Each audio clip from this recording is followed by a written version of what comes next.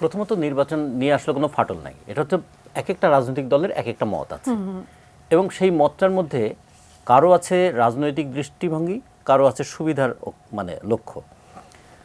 যেটা ফজলু ভাই বললেন যে আমরা তো একটা ফ্যাসিস্ট রেজিমকে পরিবর্তন করতে চেয়েছিলাম, তাহলে সেখান থেকে আমরা একটা আইনানুগ পদ্ধতিতে নির্বাচনের একটা ব্যবস্থা আমরা করতে চেয়েছিলাম, এবং একটা সুষ্ঠু অবাধ গ্রহণযোগ্য নির্বাচন, একটা নিয়মতান্ত্রিক পথে ক্ষমতা হস্তান্তর, এই প্রক্রিয়াটা চেয়েছিলাম।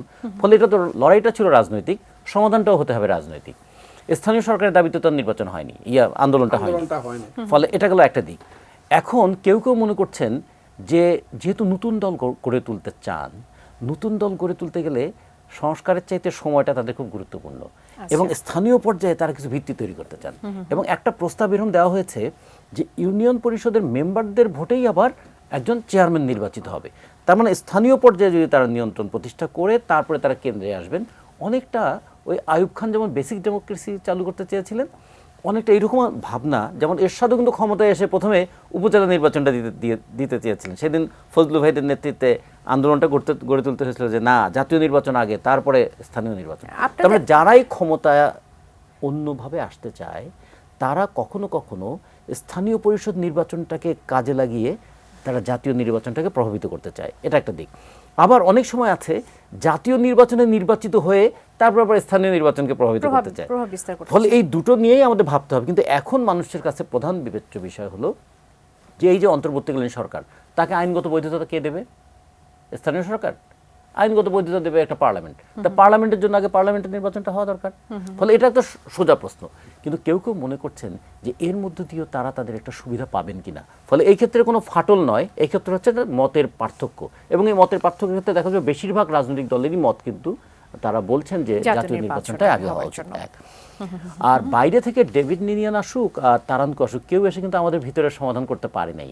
ওই অভিজ্ঞতাটা আমাদের আছে। ফলে এবারও যদি বাইরে থেকে কাউকে আনা হয়, তিনি হয়তো বাইরেই থাকবেন, তার হয়তো রাষ্ট্রীয় কিছু টাকা পয়সা খরচ হবে তার আসা যাওয়ার ক্ষেত্রে, কিন্তু আমাদের কোনো লাভ হবে না।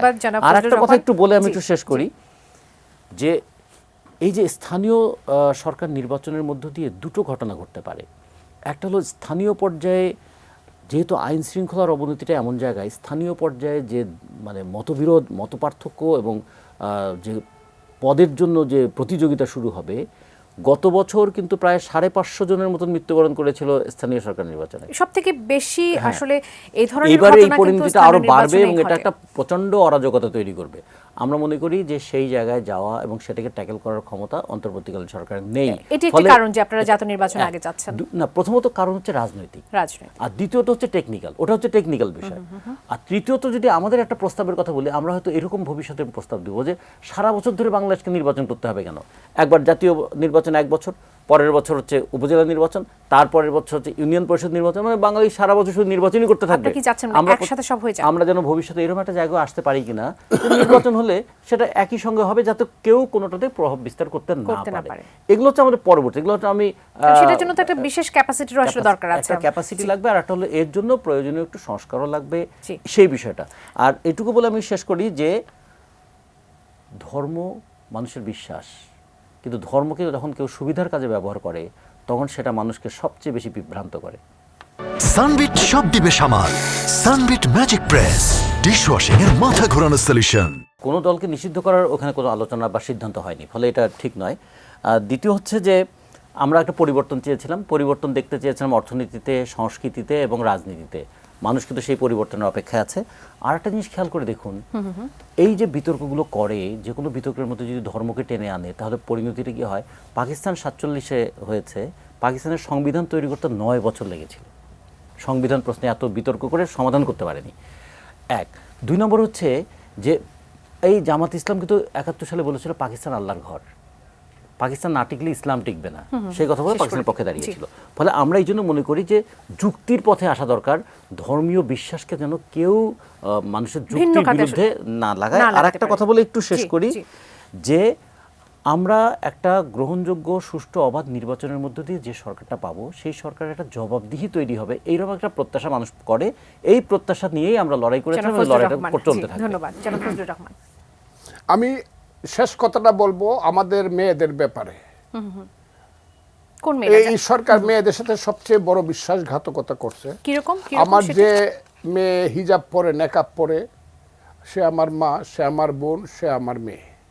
আবার যে মেয়ে ফুটবল খেলে সে আমার মা, সে আমার বোন, সে আমার। আবার যে সিনেমা করে, নাটক করে, কবিতা পড়ে, গান গায়, সেও আমার মা, আমার বোন, আমার মেয়ে।